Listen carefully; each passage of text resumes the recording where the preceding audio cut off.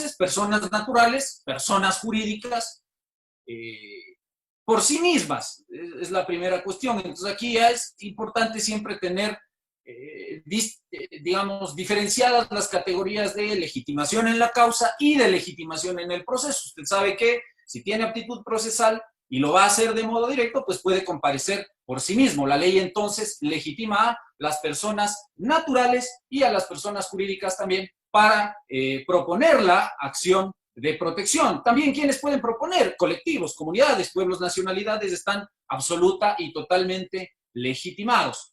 Ahora, ahí tenemos nosotros un asunto que hay que distinguir, como les decía, respecto del tema de la legitimación procesal, porque, y perdónenme porque estoy ubicando el precedente que quiero hacerles presente.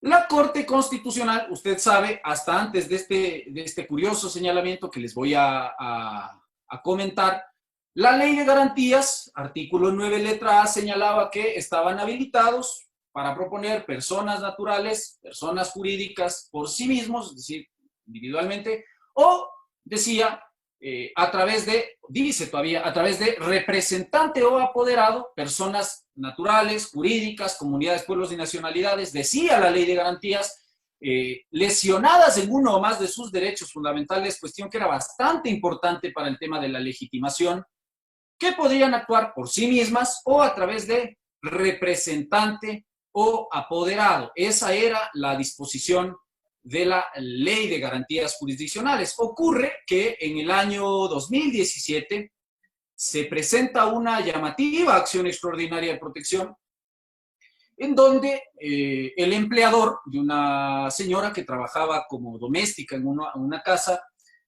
presenta una acción de protección contra el IES porque no le habían estado otorgando los beneficios de seguridad social. Entonces el señor presenta a nombre de su colaboradora, de su empleada doméstica, esta acción de protección, y el juez, con obvia razón, le requirió el poder o la representación para poder actuar en nombre de esta persona y le negó la acción de protección al no poder haber acreditado esta legitimación, esta categoría de legitimación procesal. Esto llegó en apelación a la Corte Provincial. La Corte Provincial confirmó la decisión del juez de primera instancia y esto subió a la Corte Constitucional finalmente en una famosa acción extraordinaria de protección. ¿Quién era? Y esto solamente es un dato curioso. ¿Quién era el proponente de esa acción de protección?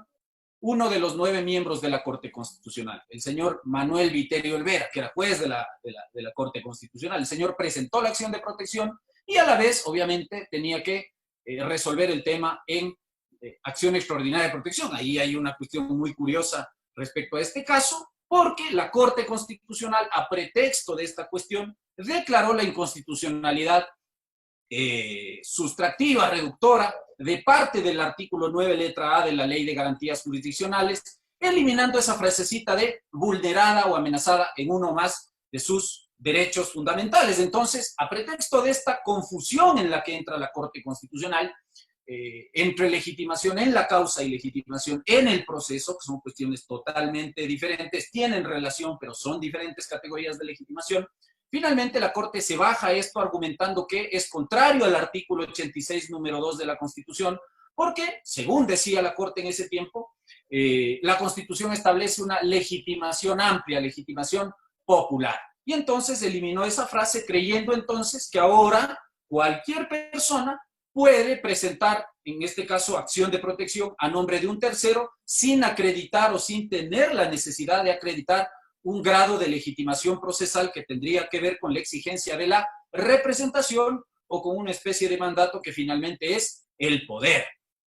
Entonces, la Corte creyó que con eso resolvía todo. Finalmente, ¿cuál es la cuestión? Si usted revisa con atención ese fallo, para quien quiera tenerlo en cuenta, o tal vez ya muchos de ustedes lo conocen, es la sentencia 170-17-SEP-CC. Repito, sentencia 170-17-SEP-CC. Ahí la Corte cometió esta, perdóneme, torpeza de confundir legitimación en la causa con legitimación en el proceso y finalmente terminó señalando este disparate que le estoy indicando, que a la larga no resuelve nada. Y usted me dirá, pero ¿por qué no se resuelve si la Corte está autorizando a que cualquier persona proponga la acción de protección a nombre de otro?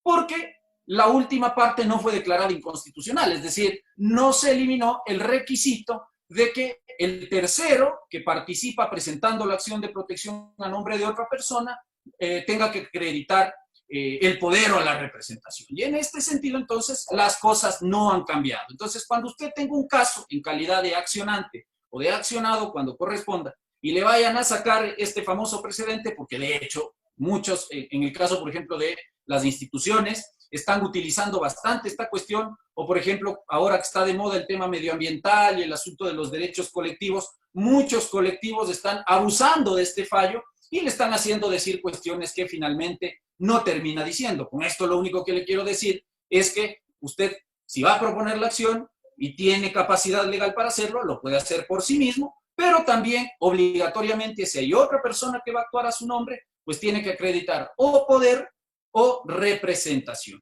Y ahí usted va a encontrar jurisprudencia variable de la Corte Constitucional respecto a este tema. Por ejemplo, va a encontrar jurisprudencia en la que nunca le han exigido que en el poder específicamente conste la facultad de proponer acciones de garantía constitucional, y hay otros precedentes en los que la Corte ha dicho que es requisito indispensable del poder señalar en el documento en el que se constituye la capacidad del mandatario para proponer acciones de defensa constitucional. Mi sugerencia siempre será, en todo caso, que si usted va a actuar mediante un poder o incluso como procurador judicial, que finalmente es una especie de mandato, que sería el caso de nosotros como abogados litigantes, en el caso de quienes litigan, pues la recomendación siempre será incluya en el poder o incluya en la procuración judicial el establecimiento específico de que usted tiene capacidad y que tiene autorización para proponer acciones de defensa constitucional, acción extraordinaria de protección, acción de protección y ese tipo de cuestiones. Ahora, en el caso de las personas jurídicas, siempre van a tener que actuar a través de su representante legal, así que a la demanda acompañará a usted el respectivo habilitante. Lo que sí vamos a tener que señalar respecto de las personas jurídicas es algunas cuestiones que ha ido indicando esta Corte Constitucional, en las que, si usted quiere, se ha ido recortando la posibilidad de que personas jurídicas de derecho público puedan proponer acciones de garantía constitucional, y puntualmente en el caso de la acción de protección. Usted recordará que hace algunos meses la Corte Constitucional, con ponencia de la juez Daniela Salazar, sacó un precedente conocido como el caso Diario Laura, dentro de un proceso de selección y revisión de una acción de protección en la que este diario había participado en calidad de accionante, en calidad de accionado en realidad, porque curiosamente quien propuso la acción de protección fue el Estado, argumentando violación del derecho a la honra, al honor, al buen nombre. Finalmente, en este precedente, que ustedes supongo sí lo deben tener en cuenta, si no, también les doy la referencia jurisprudencial por si acaso, es la sentencia número 282-13-JP/19. Les repito, sentencia 282-13-JP/19. En ese fallo, ¿qué dice la Corte? Dice una cosa que ya no es novedosa en Ecuador, porque ya el antiguo Tribunal Constitucional zanjó este problema de si las instituciones del sector público podían ser legitimados activos en materia de acciones de defensa de derechos. Y el Tribunal Constitucional, por allá en el año 2003 y en el año 2005, ya señaló que el Estado, no siendo titular de todos los derechos fundamentales, y aquí hay una diferencia sustancial respecto de la sentencia de ponencia de la jueza Salazar, pues hay algunos derechos que, perteneciéndole o teniendo como titular a la persona humana, al ser humano, también le son extensivos al Estado, y que solamente en esos casos sí cabría pensar en la posibilidad de una legitimación activa, si usted quiere, restringida, reducida, de los órganos del poder público. Pero el Tribunal Constitucional finalmente ya resolvió aquello. Entonces, esta sentencia de la Corte Constitucional de 2019 no constituiría en principio un precedente nuevo, porque sobre esto jurisprudencia constitucional ya hay en el mundo, en sistemas comparados este tema ya está claro, es decir, no es que se ha descubierto en Ecuador esta famosa idea de que el Estado no es titular de derechos, sino que ejerce competencias, lo que tampoco es tan cierto, como dice la Corte en este precedente, porque incluso comete un error. La Corte lo que le dice en esta sentencia 282-13 JP19, básicamente es que el Estado, como ejerce competencias y no es titular de derechos, sino solamente de aquellos que tienen que ver con la dimensión procesal, le dice. Entonces, por ejemplo, si al Estado le han violado alguna garantía del debido proceso, el Estado puede proponer una acción de protección o una acción extraordinaria de protección. Pero le dice, en el resto de derechos que son o le pertenecen al ser humano, a la dignidad humana, pues en esos casos el Estado no puede intervenir. Y ahí es donde a algunos nos ha llamado la atención, porque claro, por ejemplo, el Estado no ejercerá pues derecho de propiedad sobre los bienes de dominio público. Es la primera pregunta que yo me hago. Es decir, para la Corte el Estado no ejerce derecho de dominio. Es decir, en caso de que haya una expropiación irregular entre instituciones del sector público, no cabe la acción de protección en defensa de ese derecho fundamental, que también le es extendido al Estado. El Estado no es titular, por ejemplo, del derecho a la igualdad formal y material. Es decir, hay cuestiones ahí que la jurisprudencia pretende creerse novedosa cuando en realidad no nos aclara y además es bastante engorrosa. Pero, sin embargo, abogados institucionales que probablemente estén conectados con nosotros ahora, pues tiene usted esta limitación. Y a partir de este precedente, en muchas sentencias de acción extraordinaria de protección, usted podrá ver esta Corte Constitucional ya ha ido mermando cada vez más la posibilidad de ver al Estado como legitimado activo, en general en acciones de defensa de derechos, pero le insisto, con mucho énfasis en impedir que el Estado acuda a la vía de la acción de protección para solventar violaciones a sus derechos fundamentales. Yo creo que esto hay que tomar con pinzas, no es tan cierto esto de que el Estado ejerce solo facultades, también hay derechos fundamentales que le son atribuibles al Estado, así que bueno, esperemos que en algún momento este precedente sea aclarado o corregido, porque no es del todo adecuado lo que se ha señalado a ese respecto. Y bueno, usted sabe, también tenemos unas categorías de legitimación pasiva que debemos observar, es decir, la acción de protección no puede entablarse contra toda autoridad, se debe tratar de autoridad pública no judicial, y ahí también hay algunas discusiones que si el tiempo nos alcanza, usted tiene preguntas, pues las podemos ir zanjando. Eso incluye un universo muy amplio de entidades y órganos del poder público. A mí más bien lo que me interesaría en este punto, que es donde poco se discute, es el tema de la procedencia de la acción de protección respecto de particulares. Porque aquí también hay algunas cuestiones que se tiene que revisar y que tienen mucha incidencia con otro aspecto que también quisiera topar, digamos, no a mucha profundidad, porque entiendo que hay otro colega que va a topar el tema de la prueba en el procedimiento constitucional, que tiene que ver con la regla de la inversión de carga probatoria. Usted sabe que si entabla la acción de protección contra autoridad pública, la regla general siempre va a ser la presunción de certeza de los hechos que se alegan en la demanda ante prueba insuficiente o ante la inexistencia de prueba por parte de la autoridad pública accionada. No ocurriendo eso con el particular. Es decir, si yo entablo la acción de protección contra el particular, tengo yo la carga procesal de demostrar que ese particular me ha violado un derecho fundamental. Y entonces, en ese caso, usted tiene ahí también unas categorías de legitimación pasiva que debe observar. Es decir, tampoco es que la acción de protección va a proceder contra particulares al buen tuntún. Tiene que también revisar de qué se trata. Y ahí usted tiene algunas categorías. Por ejemplo, el prestador de servicios públicos, quien actúa prestando o ejerciendo actividades en calidad de concesionario, en calidad de delegatario, llama la ley. Ahí tenemos un lastre que el Ecuador arrastra en materia conceptual. Es un aspecto más de derecho administrativo. Desde la antigua ley de modernización del año 93, en esta confusión conceptual entre los institutos de la delegación y la concesión. Y esto también está en la Constitución, es decir, la Constitución trata al concesionario como un delegatario, cuando desde el derecho administrativo, ustedes saben mejor que yo, la delegación implica otra cuestión. La delegación no es más que el encargo del ejercicio de una competencia. Esa es, en palabras morochas, la delegación. La concesión es otra cosa. La concesión tiene, digamos, una doble dimensión. Usted podrá estudiarla si es que hay algunos que lo estudian desde el punto de vista del contrato, hay otros que lo vemos desde el punto de vista del acto administrativo, pero finalmente la concesión es el otorgamiento, la creación de derechos a favor de una persona que ha cumplido con algunos requisitos para ejercer algunas actividades de interés público que en principio le corresponderían, pues, al Estado.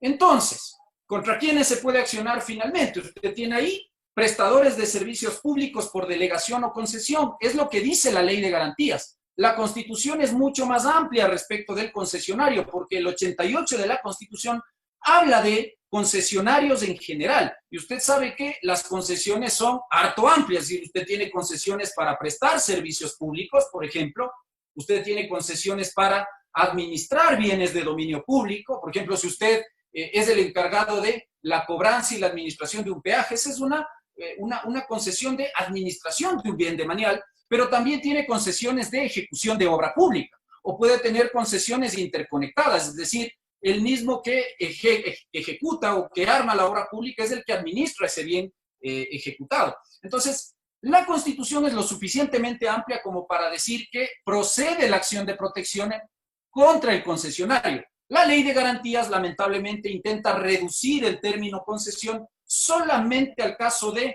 los prestadores de servicios públicos, pero en este caso, naturalmente, usted tendrá que aplicar directamente el artículo 88 de la Constitución en caso de que, por ejemplo, su cliente requiera proponer la acción de protección contra un concesionario de obra pública o contra un concesionario que administra un bien perteneciente al dominio público.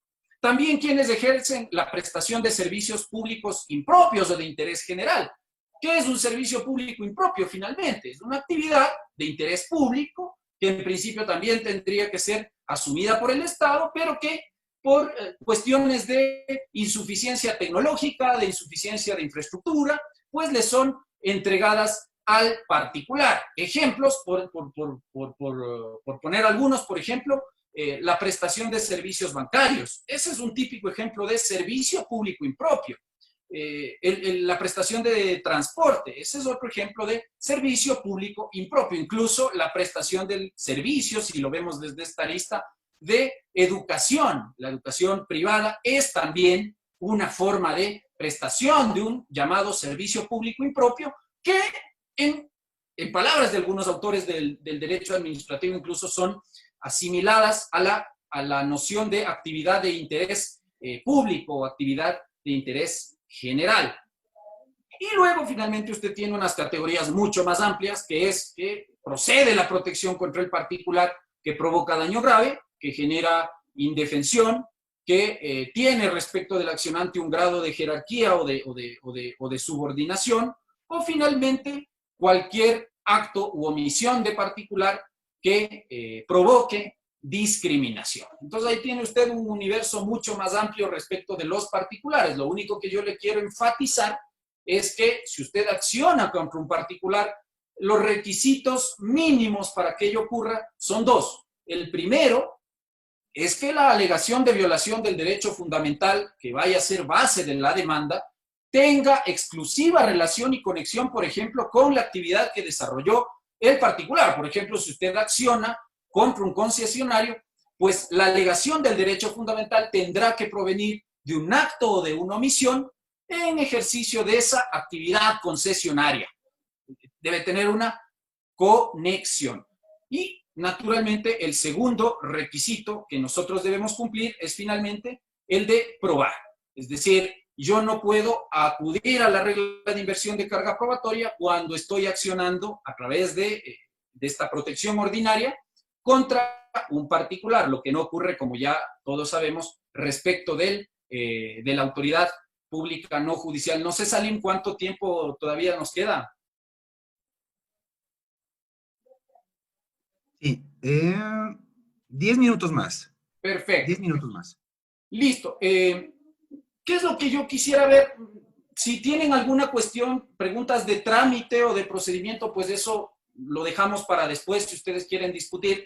Voy a referirme brevemente a los temas de procedencia y una cuestión muy, muy llamativa que ha hecho la Corte Constitucional respecto de la acción de protección, que es del asunto de la famosa posibilidad de revisar o hacer un control del mérito de los fallos que ha llamado la Corte. Y ahí hay unas cuestiones que tenemos que conversar. Requisitos básicos de procedencia de la acción de protección. El primero, que usted tenga un acto o una omisión provocada por la autoridad pública o el particular contra el que vaya a accionar. Ahí, si el tiempo nos dan las preguntas, pues podemos ir dilucidando respecto de estas disquisiciones que se hacen. Por ejemplo, si procede la acción de protección contra un hecho administrativo, si procede la acción de protección contra una vía de hecho, es decir, ese tipo de cuestiones las podemos ir discutiendo luego. Con el tema de la omisión, lo importante entonces será, primero, requerimiento de actuación.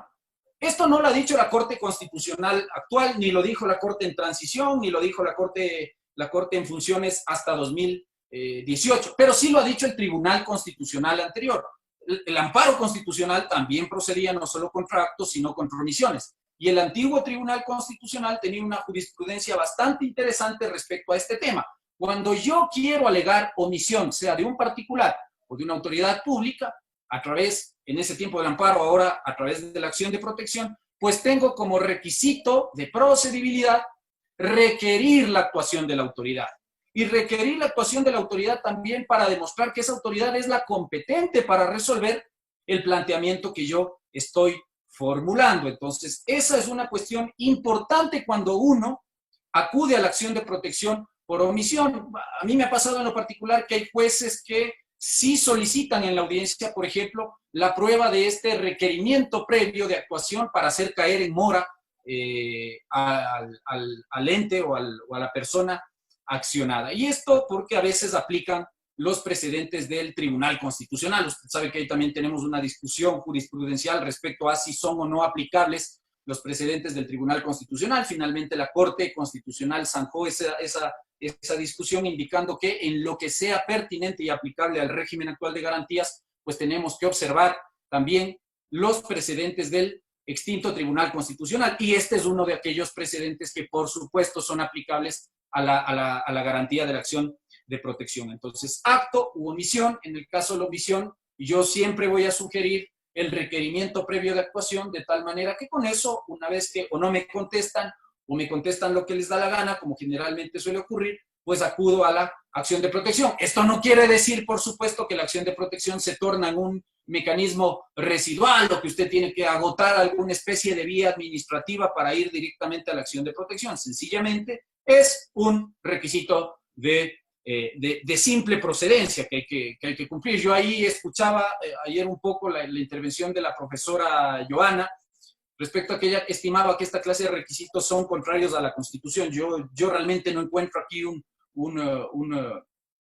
vicio de inconstitucionalidad, tampoco en el caso de la acción por incumplimiento. Entonces, acto u omisión, naturalmente usted tiene que establecer la violación de derechos fundamentales, que es otro requisito, y aquí mucho ojo porque también suele haber confusión.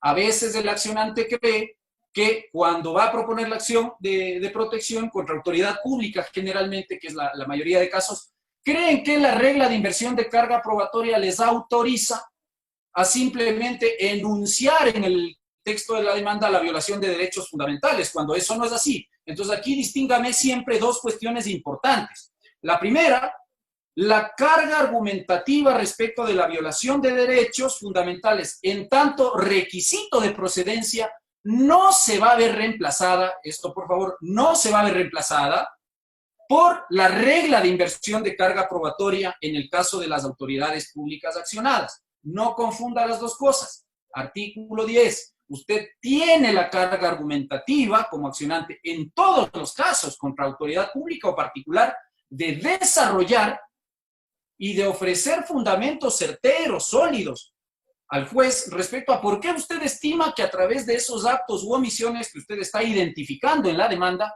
es que ese particular o ese ente público le ha lesionado un derecho fundamental. Es decir, usted no puede argumentarme de entrada inversión de carga probatoria para relevarse de su carga argumentativa en este caso. Si usted no argumenta, entonces incumple un requisito de procedencia de la acción de protección y usted y yo sabemos qué es lo que va a ocurrir con esa acción de protección finalmente.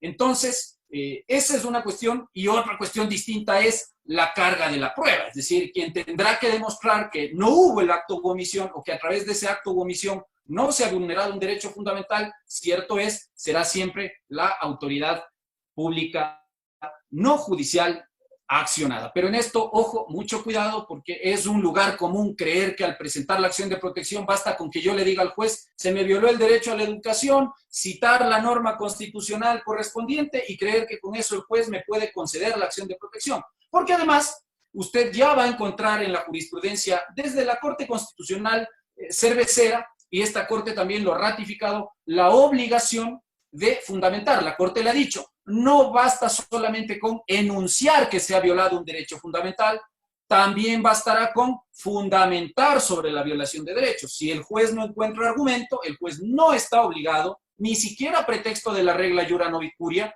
a conceder la acción de protección, porque muchos me dirán, bueno, el juez tendrá que aplicar esa regla y suplir las omisiones de derechos, artículo 4, número 13 de la Ley de Garantías. Y yo le diré, bueno, sí, el juez puede aplicar la regla iura novit curia, pero a partir de los argumentos que yo le coloco en la demanda. Es decir, el juez no va a suplir omisiones de algo que finalmente no se argumentó. El juez no va a cubrir vacíos o no va a corregir errores en la argumentación jurídica cuando esta argumentación jurídica no existe. Es decir, también cuidado con eso. Abusar de la regla iura novit curia tampoco es una opción. Sí le voy a recomendar que luego de fundamentar sobre la vulneración de derechos en la demanda, al final siempre pongo un parrafito haciéndole presente al juez constitucional que lo que usted ha expuesto como fundamentos jurídicos en su demanda se hace sin perjuicio de la aplicación de la regla iura novit curia prevista en el 4, número 13 de la Ley de Garantías, de tal manera que el juez, pues, sencillamente pueda también hacer un ejercicio de interpretación, si usted quiere, sistemática de las normas que tienen que ver con los derechos fundamentales. Luego viene, finalmente, el famoso tema de la controversial inexistencia de otra vía. Es decir, aquí la discusión siempre ha girado en creer, por parte de quienes son accionados, que el mecanismo de solución para todas las cuestiones que tienen que ver con violación de derechos fundamentales es finalmente la vía contencioso-administrativa. Y se ha dicho y se ha discutido que la acción de protección entonces sería una garantía constitucional subsidiaria. Otros han dicho, y yo me suscribo en esta segunda postura, que la acción de protección finalmente no es ni subsidiaria ni residual respecto de cualquier otro mecanismo judicial que pueda servir para revisar la regularidad de los actos de la administración pública. Y en esto también vamos a encontrar jurisprudencia vacilante, incluso de esta Corte Constitucional, penosamente también de esta Corte Constitucional, en la que tenemos al menos tres posturas. Primero, partamos por distinguir qué vamos a entender nosotros por subsidiariedad y qué vamos a entender nosotros por residualidad. Cuando nosotros hablamos de subsidiariedad, querría decir sencillamente la exigencia que va a hacer el ordenamiento jurídico para que pueda yo proponer la acción de protección demostrándole al juez que en el ordenamiento jurídico no existe otra vía procesal, ni administrativa, ni jurisdiccional, que sea adecuada y eficaz para proteger el derecho fundamental que yo estimo se ha vulnerado. Le repito, la subsidiariedad se entendería como la exigencia que haría la ley para que el accionado solamente acuda a la acción de protección, para que el accionante, perdón, acuda a la acción de protección solamente en el evento de que demuestre que no existe vía procesal adecuada y eficaz para la protección del derecho. Pero frente a eso usted tiene que distinguir, porque esto también hay veces en las audiencias y en las sentencias uno encuentra una confusión conceptual entre este elemento y el instituto de la residualidad. La residualidad, en cambio, implica la exigencia de agotar previamente, para acudir a la acción de protección, agotar previamente todas las vías necesarias, recursos, acciones necesarios para poder entablar la acción de protección. Entonces son, como usted ve, institutos totalmente diferentes. Mientras en el uno tengo que demostrar que no hay vía, en el otro tengo que agotar vía para acudir a la instancia de la acción de protección. Por ejemplo, la acción extraordinaria de protección sí que es una acción de carácter residual, porque como usted ve, la propia Constitución exige agotamiento previo de recursos para acudir a la acción extraordinaria de protección. A partir de estos conceptos, entonces, uno podría decir, la acción de protección no es ni subsidiaria y peor residual. Es decir, usted no va a encontrar en la Ley de Garantías, y la Corte Constitucional actual, eso sí, que bien ha hecho en aclarar que usted no requiere agotamiento previo de otras vías para ir a la acción de protección. Es decir, usted no requiere, por ejemplo, agotar recursos en vía administrativa para luego ir a la acción de protección. Ahí, si usted quiere, pues luego podemos dilucidar sobre la conveniencia de agotar acción de protección cuando usted tiene expedita la vía en sede administrativa o tiene pendiente, por ejemplo, de resolver un recurso en vía administrativa, y hay veces que colegas acuden en paralelo a la acción de protección, pero si tiene dudas sobre eso, por la premura del tiempo, pues las conversamos luego en las preguntas, si es que las tuviera. Pero con lo que nos quedamos es con el aspecto de la subsidiariedad, que es lo que nos trae dolores de cabeza a quienes vamos proponiendo acciones de protección, a quienes son jueces y quienes pretenden sacarse el caso de encima en calidad de legitimados pasivos, con el sencillo argumento de decir que el accionante tiene que ir a la vía contencioso-administrativa para que la cuestión sea desechada.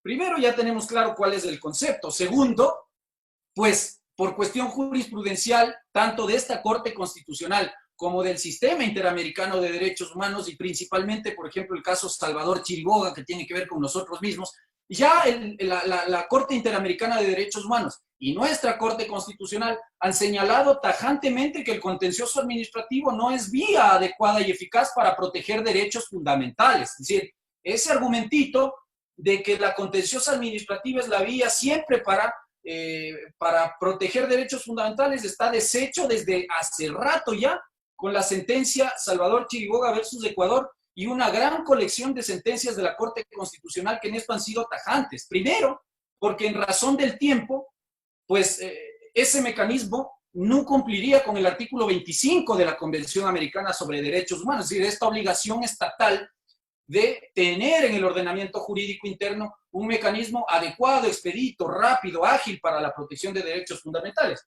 Ustedes y yo sabemos que en la práctica el contencioso administrativo, sea con la antigua ley de la jurisdicción o sea con el famoso COGEP, que no ayudó en mucho en este tema, pues el contencioso se demora en términos de tiempo nada más, mucho más que una acción de protección. Así que en términos de tiempo no es vía adecuada y eficaz. En razón de la materia tampoco, porque lo que conoce el contencioso administrativo es la regularidad de las actuaciones de la administración pública, lo que no ocurre con la acción de protección, que se ocupa, como ustedes saben, simple y llanamente de la lesión o vulneración de derechos fundamentales. Es decir, las dos no se yuxtaponen porque conocen además aspectos totalmente diferentes. Y además por el tratamiento procesal que la Constitución le da a las garantías jurisdiccionales y que no tiene mayor relación con lo que ocurre con la acción contencioso administrativa. Lo otro que hay que anotar es que ya la Corte Constitucional también ha prohibido abiertamente que los jueces acudan al sencillo argumento de la inexistencia más bien dicho, la existencia de la vía de la contencioso administrativa como pretexto de rechazo de la acción de protección. La Corte ya le ha dicho desde antiguo, desde el año 2013 al menos, tiene una línea jurisprudencial muy clara respecto a que este argumento primero solamente se puede dar en sentencia, lo que quiere decir, en segundo lugar, que tuvo que haberse dado trámite a la acción de protección, y en tercer lugar, luego del análisis correspondiente respecto a la vulneración de derechos fundamentales. Finalmente, entonces, no cabe inadmitir acciones de protección con el solo argumento de la inexistencia de otra vía. Ahora, la Corte Constitucional actual, la de 2019, tiene 3 líneas jurisprudenciales bastante ambiguas y contradictorias. La primera línea jurisprudencial que sacó la Corte Constitucional respecto a este tema, alguien pone ahí los números de sentencias, luego les puedo ir compartiendo los números. Ahora, por el tiempo, quisiera alcanzar a exponer. La primera línea jurisprudencial de la Corte ha sido señalar que efectivamente la vía contencioso administrativa es la vía natural y adecuada para conocer las impugnaciones que se hagan a las actuaciones de la administración pública, lo que llamó la atención porque, les insisto, ya contradijo todo lo que se había avanzado con la Corte Constitucional anterior. Pero esa fue una primera un primer pronunciamiento de esta Corte Constitucional. Luego esta misma Corte se desdijo en un segundo pronunciamiento, ya le dice, no es cierto que la vía contencioso administrativa es vía natural para impugnación de actos administrativos. Si hay violación de derechos fundamentales, la única vía adecuada y eficaz será la acción de protección. Por lo tanto, le dice la Corte, la acción de protección no es una vía ni residual ni subsidiaria. Eso le dijo. Y hay un tercer pronunciamiento en el que la Corte finalmente le dice, bueno, para evitar esta discusión, yo le voy a tolerar que usted, si quiere, acuda paralelamente a las dos acciones. Es decir, la Corte permite, a raíz de este precedente, que ya les voy a compartir los números de fallo, la Corte le dice, usted entonces puede ir paralelamente tanto a la acción de protección como al contencioso administrativo, porque la Corte le dice, ambas tienen un objeto y una finalidad totalmente diferente. Yo particularmente me quedo con esta tercera postura. Siempre he creído que es posible desde el punto de vista procesal acudir paralelamente a la acción de protección y a la contencioso administrativa. No creo que se yuxtaponen, no creo que si es que el juez de acción de protección le niega la garantía, eso pueda incidir en la vía contencioso administrativa, porque les insisto, son acciones que, como ustedes conocen mejor que yo, siempre van a perseguir distintas finalidades. Entonces, en ese sentido, pues, si usted en algún momento estima acudir a las dos vías de modo paralelo, tenga presente que tiene cobertura jurisprudencial para hacerlo. Y finalmente, un tema de la acción de protección que quisiera topar para ya cerrar esta charla, es el relativo a la posibilidad de que la Corte Constitucional ejerza las facultades, entre comillas, de juez de tercera instancia, es decir, de juez de revisión de las sentencias ejecutoriadas de acción de protección a través de ya conocen ustedes, la famosa acción extraordinaria de protección. Y en esto solamente un breve comentario que tal vez me tome unos 5 minutos más. Hasta el año 2013, el comportamiento de la Corte era unívoco. A través de la acción extraordinaria de protección, la Corte siempre permitió la impugnación tanto de sentencias de la llamada justicia ordinaria como de las sentencias y autos ejecutoriados de la justicia constitucional, provenientes principalmente de acciones de garantía jurisdiccional que se tramitan por fuera de la Corte Constitucional. Es decir, la Corte ahí, desde un inicio, nunca prohibió la posibilidad o nunca distinguió la alternativa procesal de proponer la acción extraordinaria también contra sentencias de garantía.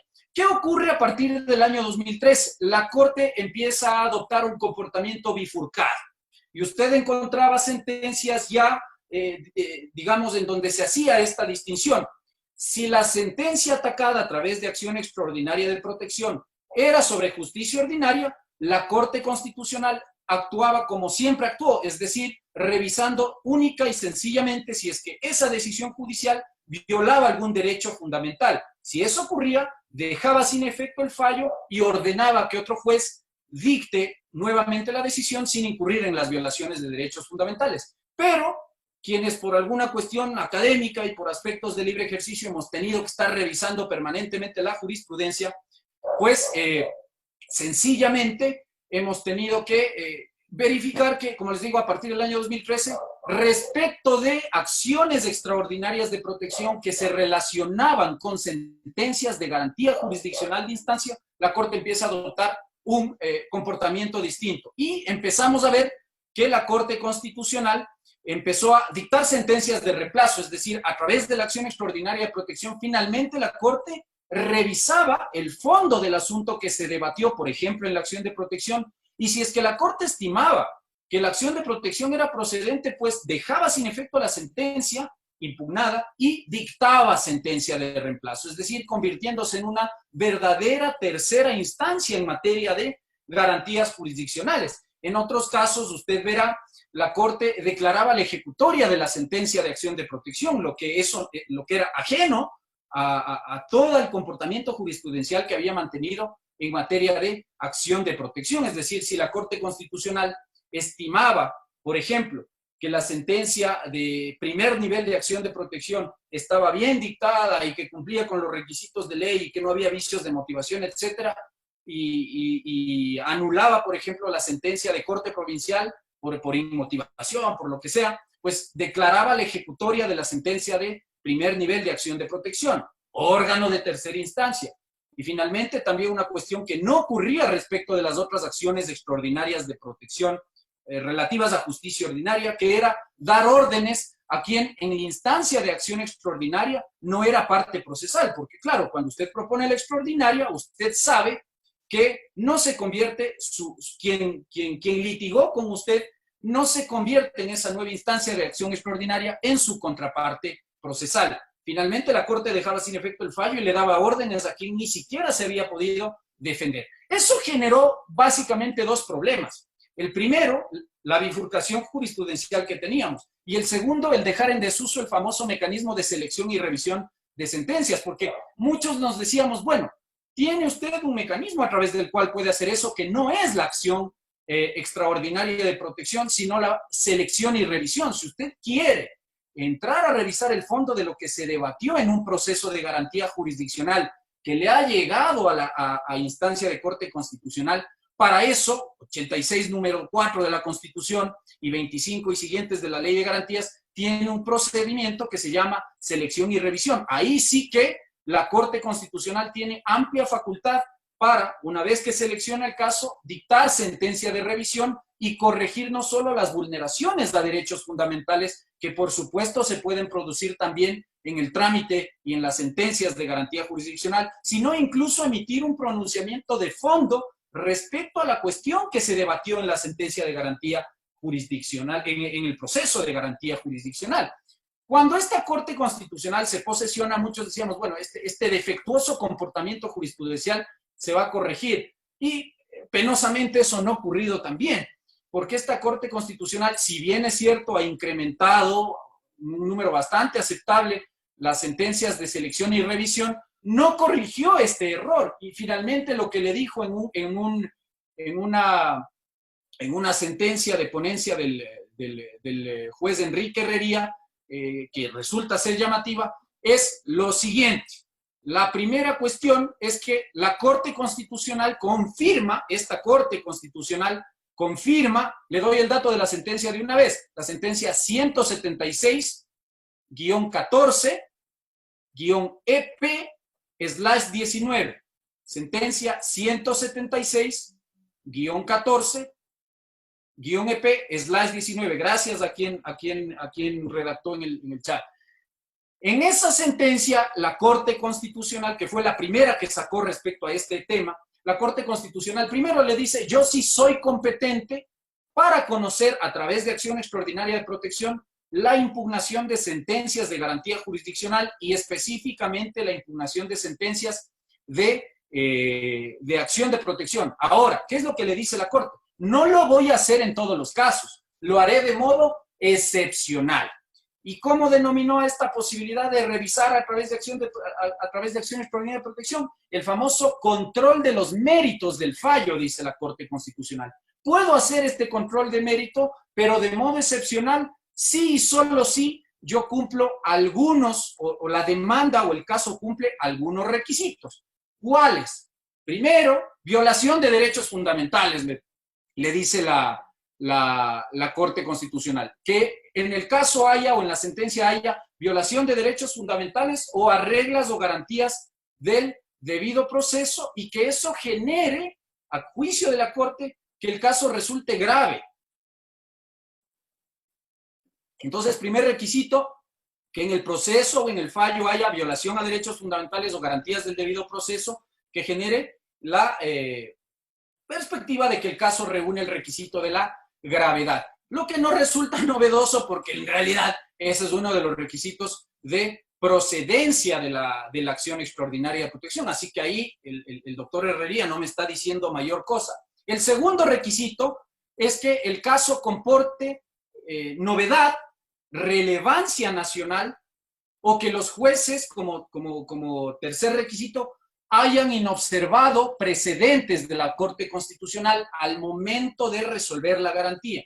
Entonces, segundo requisito, novedad del caso o gravedad del caso también, relevancia nacional del caso, y el tercer requisito, la inobservancia de precedentes de la Corte Constitucional. Ahora ahí a mí siempre me llamó la atención porque en todo caso es un criterio antojadizo, es decir, por más que yo le fundamente eso en la demanda de acción extraordinaria para pedirle a la Corte este famoso control de méritos, pues finalmente la que resolverá si es que este tema es así para actuar como tribunal de alzada, es decir, pronunciándose sobre el fondo de la cuestión, será la Corte Constitucional.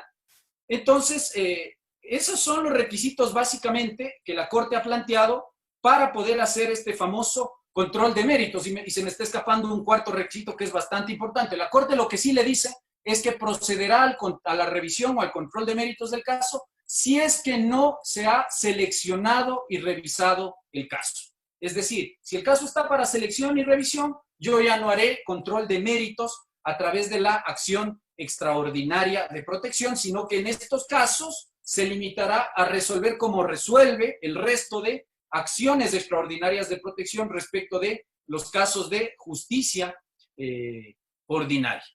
Y finalmente, otra cuestión que esto sí es un aporte importante, porque la Corte le dice que si va a entrar a resolver el mérito de la cuestión, es decir, a actuar como órgano de instancia adicional, quien fue contraparte suya en el proceso, por ejemplo, de acción de protección, va también a ser contraparte y va a formar parte del proceso en acción extraordinaria de protección. Entonces, esos son los requisitos básicos que plantea la Corte en esta sentencia para hacer, entre comillas, control de méritos de la sentencia de garantía jurisdiccional en general.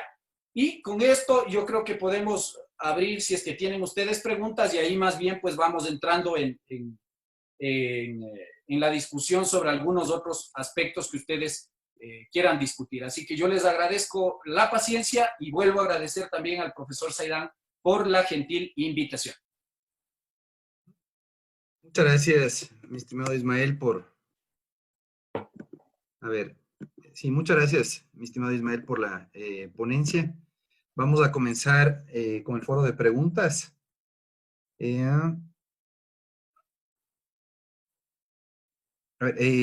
Gina Jaco me está preguntando, Ismael, para el control de méritos faltó un requisito, por favor. A ver, les vuelvo a repetir. La Corte lo que plantea es, primer requisito, violación a derechos fundamentales o al debido proceso en la sentencia que se ataca o en el trámite de la causa. Primer requisito. El segundo requisito es que el caso reúna novedad, gravedad o trascendencia nacional. Segundo requisito. Tercer requisito es que los jueces que resolvieron la garantía hayan incumplido o inobservado precedentes de la Corte Constitucional relativos a la garantía jurisdiccional. Tercer requisito. Cuarto requisito es que el caso no haya sido seleccionado para la revisión por parte de la Sala de Selección de la Corte Constitucional. Y finalmente, el quinto requisito es que si se va a proceder a realizar el control de méritos de la sentencia de acción de protección a través de una sentencia de acción extraordinaria de protección en la Corte Constitucional, quien fue su, entre comillas, contraparte procesal en la acción de protección, en el proceso de acción de protección, ahora sí, en la acción extraordinaria de protección, también se va a convertir en su contraparte, es decir, va a formar parte del proceso y por lo tanto va a poder intervenir, va a poder ejercer el contradictor, va a poder defenderse y va a poder finalmente, si es que la Corte estima, ser objeto o destinatario de alguna orden o disposición. Esos son los requisitos que la Corte plantea de modo general en la sentencia que ya les referí. A ver, listo. Vamos a dar la palabra a primero Santiago Moscoso y después César Robles.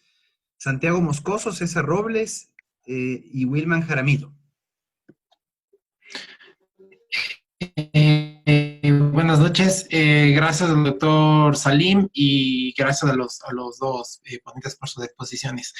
Quería preguntarle, doctor Ismael, usted que ha ejercido el derecho constitucional, si es que usted ha hecho uso del último inciso del artículo 7 de la ley respecto de la posibilidad de proponer una acción ante el juez de turno fuera de del horario habitual del resto de los juzgados. ¿Y qué pasa en el caso de las ciudades de Quito y Guayaquil, que yo tengo más de un juez de turno, como son las unidades de tránsito y la de flagrancias penales estrictamente? Y la otra pregunta súper cortita, si es que la comparecencia de la Procuraduría General del Estado se la hace como tercer interesado. Muchas gracias. A ver, sobre la primera, personalmente nunca me ha tocado o nunca he tenido yo la necesidad, hasta aquí al menos, de proponer alguna garantía por fuera del horario normal o de la semana que nosotros llamamos laboral o días hábiles. Entenderíamos nosotros que sí hay esta competencia extraordinaria. Yo siempre he tratado de distinguir. Usted tiene en materia de garantías una competencia ordinaria y una competencia extraordinaria. En el caso que usted plantea, estamos frente al segundo supuesto de una competencia extraordinaria, que como usted bien anota, está dada a los jueces de turno. ¿Cuáles son finalmente, si uno va al Código Orgánico de la Función Judicial, aquellos jueces de turno? Ya usted anotaba, Santiago, el caso de los jueces que atienden temas de flagrancia.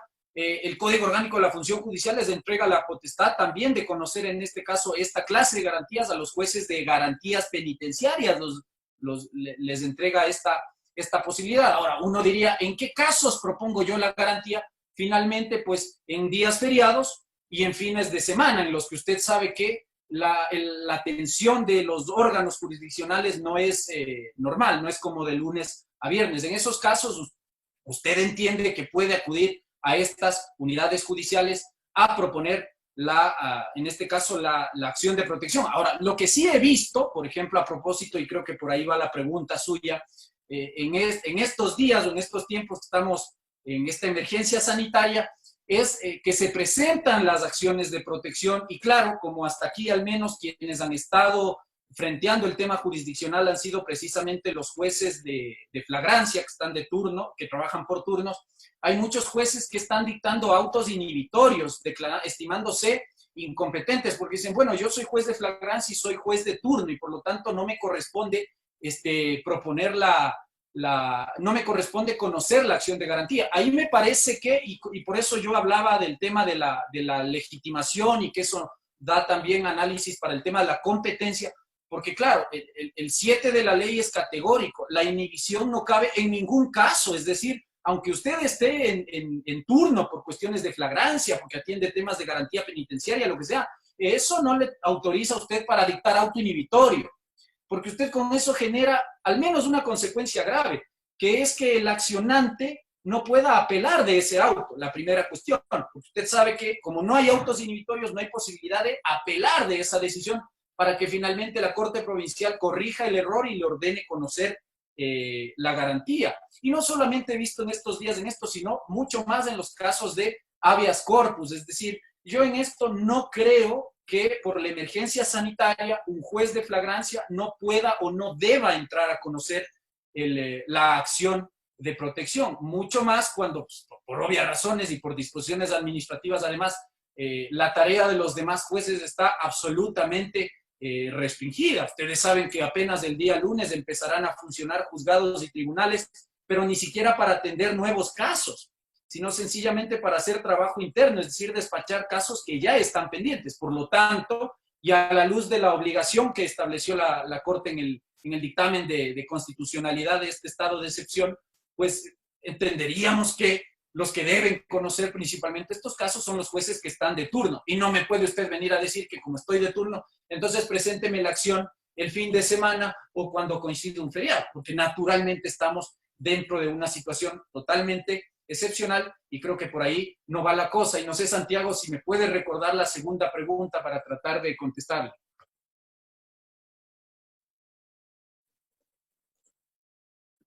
Chicos, si es que podemos... Ahí está, Santiago. Procuraduría No. General del Estado se la hace como tercero interesado. ¿Puedes repetir, por favor, Santiago? No, ya le escuché, ya le escuché. Sí, allá. A ver, ahí tenemos, ahí lo que nosotros tenemos es un precedente. Me parece interesante lo que ha dicho la Corte Constitucional. Solamente estoy tratando de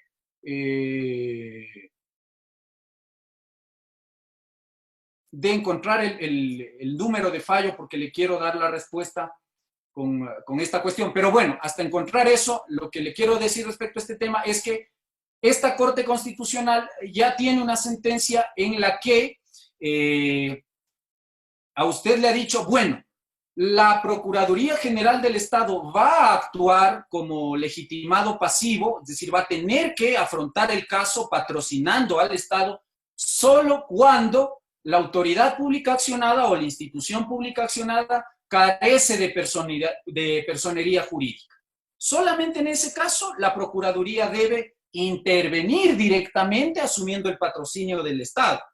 Si es que la autoridad pública accionada sí tiene personería jurídica, entonces la Corte le ha dicho no es necesaria la intervención de la Procuraduría, sino que puede, si es que quiere además, ejercer lo que la ley de la Procuraduría General del Estado llama su facultad de control o supervisión del proceso.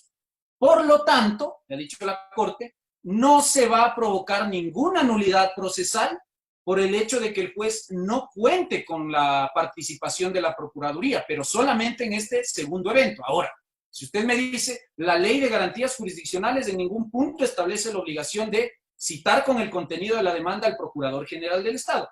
Ahí lo que habría que siempre acudir es a la Ley Orgánica de la Procuraduría. A la final, lo que la Corte le está diciendo en esta sentencia es algo que ya lo decía desde antiguo la Ley Orgánica de la Procuraduría, es decir, la Procuraduría siempre ha tenido la potestad de intervenir directamente solo cuando hay personería jurídica, cuando no hay personería jurídica, y controlar o revisar el proceso o la regularidad del proceso cuando la entidad accionada pues carece de, o más bien cuando la entidad accionada tiene personería jurídica. Aquí está el precedente, le doy el dato, la sentencia 1159-12-EP/19. Esta es sentencia de las últimas que la Corte ha ido sacando entre 2019 y los primeros meses de 2020, donde la Corte le dice, es una ponencia de la jueza Salazar. Me parece que, en todo caso, no hace daño el precedente, viene a aclarar una cuestión que, si bien está ya en la ley de la Procuraduría, me parece que a los litigantes nos venía bastante bien el tema. Es decir, cuando la Procuraduría interviene, y esa es la condición que la Corte pone.